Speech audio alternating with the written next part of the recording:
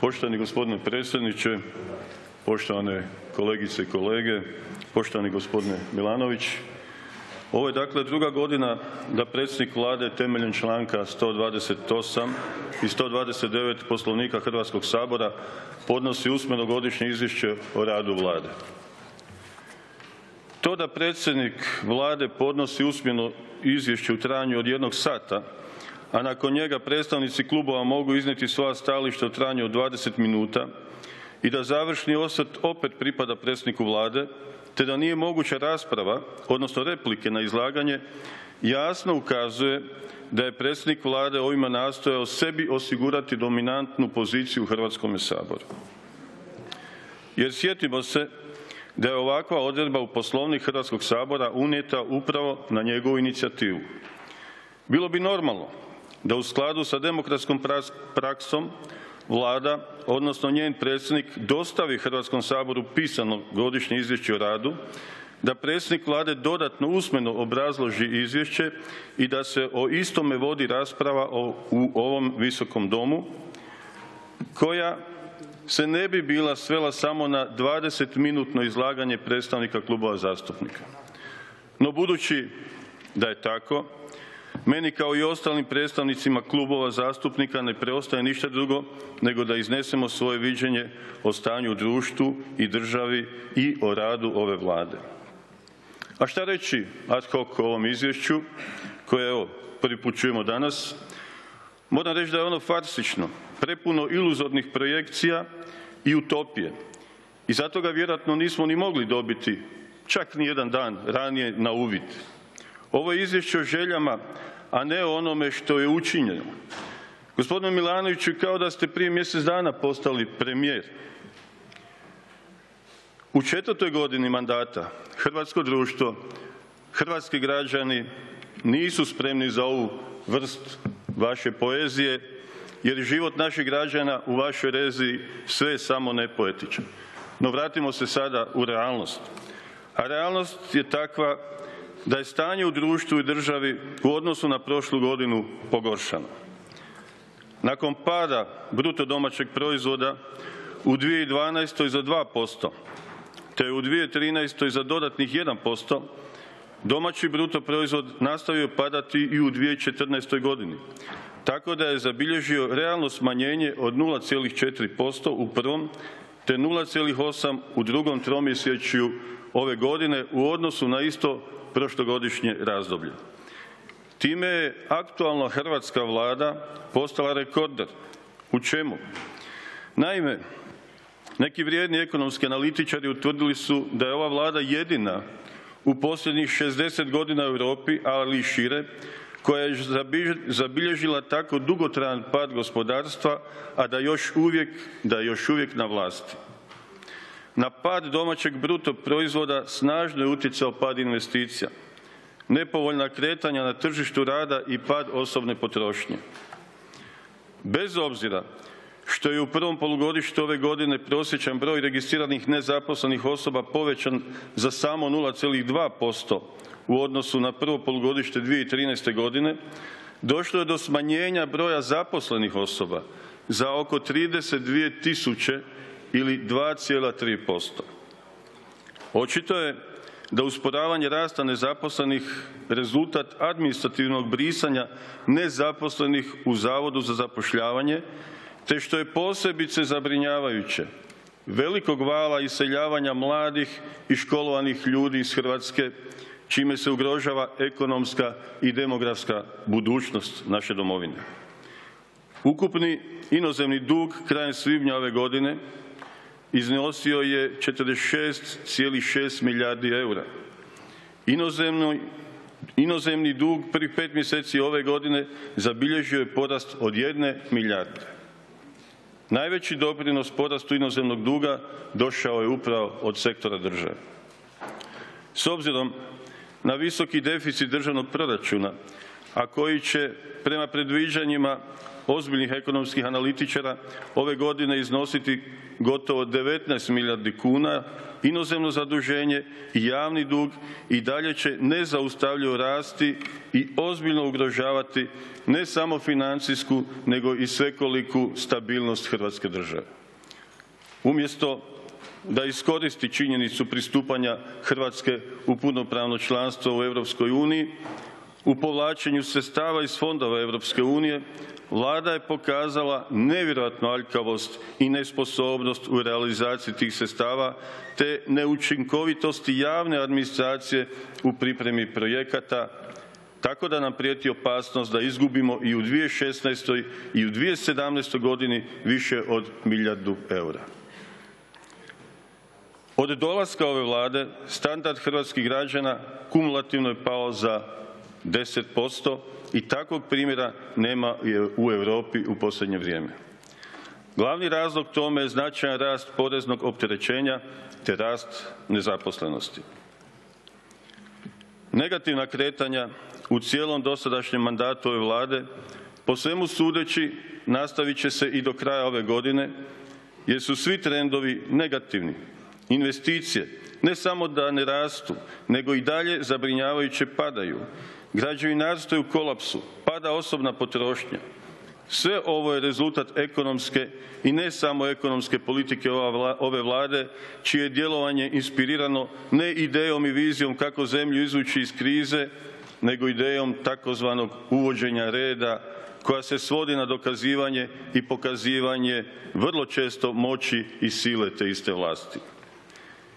Neprestane promjene propisa, posebice poreznih, arbitrarnost u primjeni zakona od strane inspekcijskih službi, nepredvidivost postupaka državnih tijela, neučinkovita javna uprava, neusklađeno djelovanje središnjih i lokalnih tijela vlasti učinili su Hrvatsku nepoželjnim mjestom ne samo za inozemne nego i domaće investitore.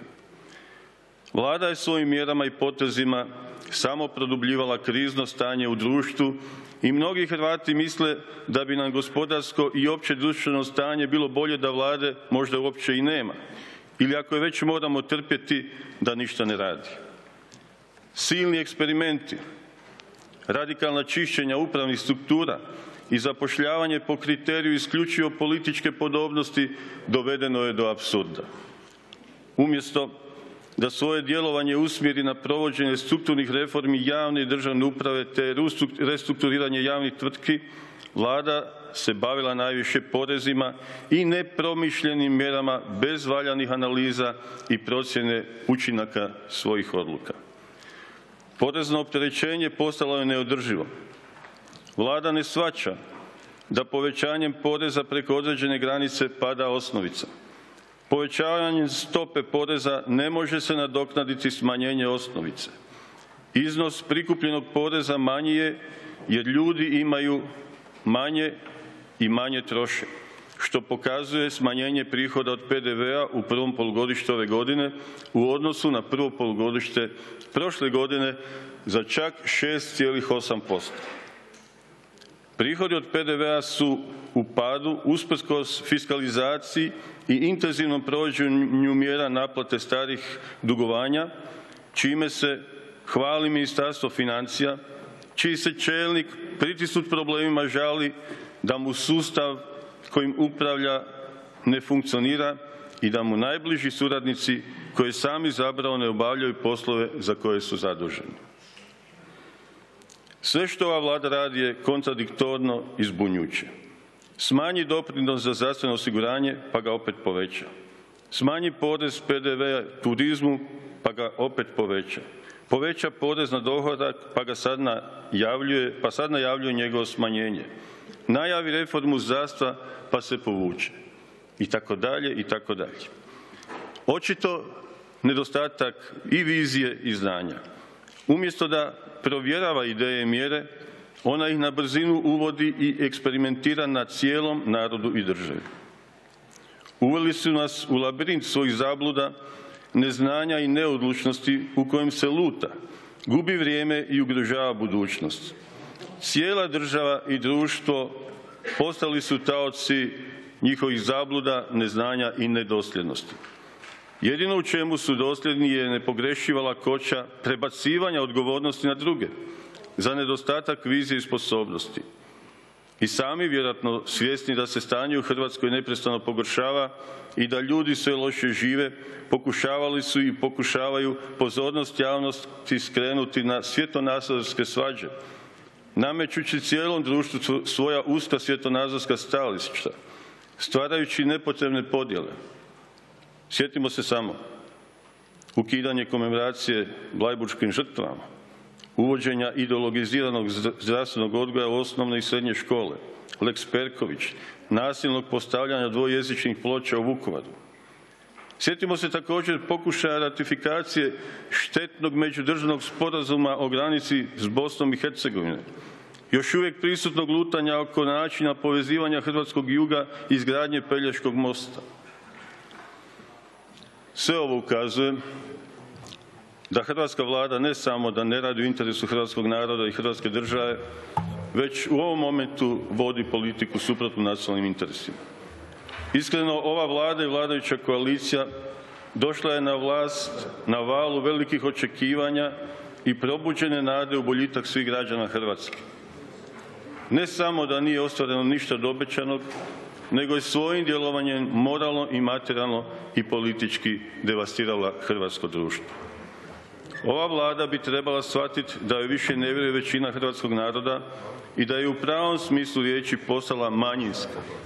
Vlada je pokazala nesposobnost da zemlju izvuče iz duboke gospodarske krize. Svojim mjerama krizu samo produbljava i povećava osjećaj beznađa i besperspektivnosti. S obzirom na bezidejnost i neodlučnost u osmišljavanju i provođenju nužnih reformi i preostali dio mandata ove Vlade bit će samo čekanje i pokušaj da jeftinim demografskim i populističkim mjerama vrate nepovratno izgubljeno povjerenje naroda.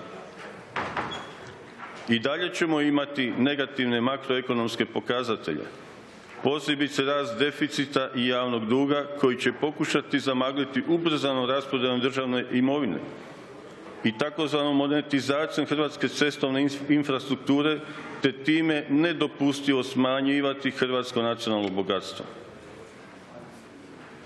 Ako je Vladi i njenom predsjedniku doista stalo do dobrobiti naroda, trebala bi podnijeti ostavku i vratiti mandat narodu koji ju je izabrao.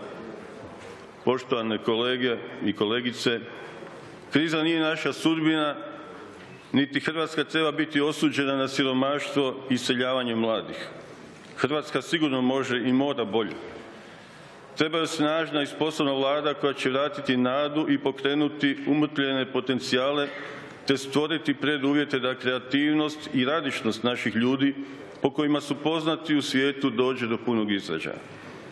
Treba nam Vlada koja će okupiti sve domoljubne i stručne potencijale koji imaju odlučnosti, spremnosti i snage za provođenje nužnih reformi, koje neće naravno biti ni brze ni lake, ali će ponuditi perspektivu i preokrenuti negativne ekonomske trendove te pružiti nadu u bolji život svih hrvatskih ljudi. Na kraju, treba nam Vlada koja će postati dio rješenja, a ne ključni problem kao što je trenutna Vlada. Hrvatskoj je nužno porezno rasterećenje kako gospodarstva, tako i stanovništva, a koje je jedino moguće uz paralelno provođenje strukturnih reformi. Hrvatskoj je potreban stabilan porezni sustav, pojednostavljivanje pravnih propisa, stabilna i predvidljiva politika te učinkovito pravno i ukupno poslovno okruženje. Nužno je provesti funkcionalnu decentralizaciju te jasno razgraničiti ovlasti, pa time i odgovornost između lokalne i državne vlasti. Nužno je preispitati djelokrug i broj brojnih državnih agencija, restrukturirati javna poduzeća koja ne smiju služiti za udomljavanje političkih podobnika. Na programu gospodarske obnove moraju se okupiti svi kojima je stalo do boljitka Hrvatske. I doista slažem se, moramo se na tom poslu ujediniti i sve domoljubne i stručne snage kako u Hrvatskoj, tako i u iseljeništvu. Hrvatskom čovjeku moramo vratiti samopouzdanje i vjeru u vlastitu sposobnost, te da svi skupa Hrvatsku učinimo partnerom, a ne problemom Europske unije. Hrvatska može i mora postati ugodno mjesto za život i rad svih njezinih žitelja. Uvjeren sam da Hrvatska može postati perspektivna europska država u kojoj neće biti potrebno mamiti strane investitore, nego će u nju zbog prepoznatih povoljnih uvjeta poslovanja ulagači sami dolaziti. Poštovane kolegice i kolege, za takvu Hrvatsku, svjesni smo, pale su mnoge žrtve i naša je obaveza da ju takvom i učinimo. Hvala vam lijepa. Hvala i vama.